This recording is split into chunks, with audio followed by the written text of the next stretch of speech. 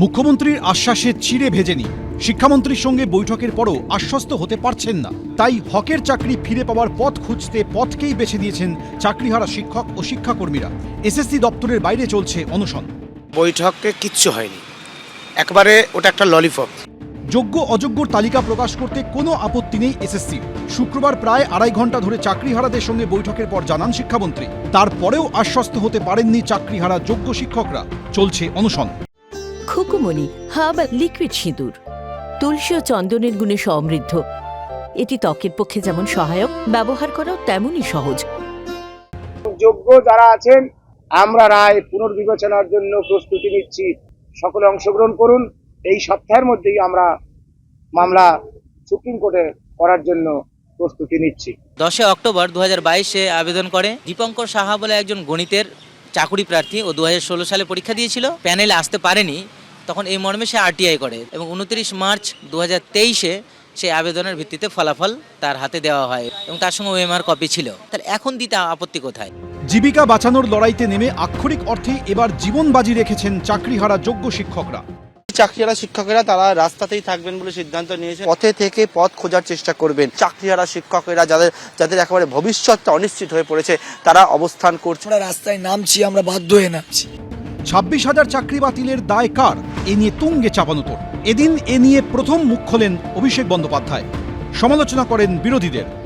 এই রায়ের মাধ্যমে কোথাও যেন আমার মনে হচ্ছে ভারতীয় জনতা পার্টির যে বৈমাতৃসুলভ আচরণ এবং বাংলার মানুষের প্রতি ধারাবাহিক বৈমাতৃসুলভ আচরণ এবং মানসিকতা, তার প্রতিফলন আমরা দেখতে পেয়েছি। যদি অযোগ্য কেউ চাকরি পেয়ে থাকে, তার বিরুদ্ধে ব্যবস্থা হোক, তার বিরুদ্ধে তদন্ত হোক, তাকে শ্রীঘরে পাঠান, তার চাকরি যাক, তাকে টাকা ফেরত দেওয়া করান। কিন্তু কিছু অযোগ্য লোকের জন্য আপনি প্রায় 16-17 হাজার যোগ্যদের চাকরি কেড়ে নিতে পারেন না। আমি এখানে বিজেপির ধারাবাহিকতা দেখছি যে একজন ভুল করেছে, পুরোটা বাতিল করে দাও। যে বিচারপতি থাকাকালীন অভিজিৎ গঙ্গোপাধ্যায় যে অ্যাকশন নিয়েছিলেন, সেটা যে কতটা রাজনৈতিক উদ্দেশ্য প্রণোদিত ছিল চাকরি খাওয়ার। অভিজিৎ গাঙ্গুলি এখন বলছেন, আমি চিঠি লিখছি, উপায় আছে, পথ আছে। পথ যদি থেকে থাকে তাহলে বিচারপতির চেয়ারে যেদিন ছিলেন সেদিন ছেলে মেয়েগুলোকে মেরে ফেললেন কেন?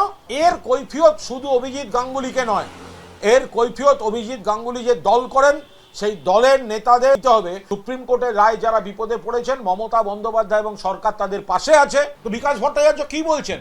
এদের চাকরি দিলে আবার আদালত অবমাননার মামলা করব। অর্থাৎ বিরোধীরা চোখের জল ফেলার নাটক করছেন, আবার তাদের উকিলরা গিয়ে এই চাকরি ফেরতের চেষ্টার বিরোধিতা করছেন।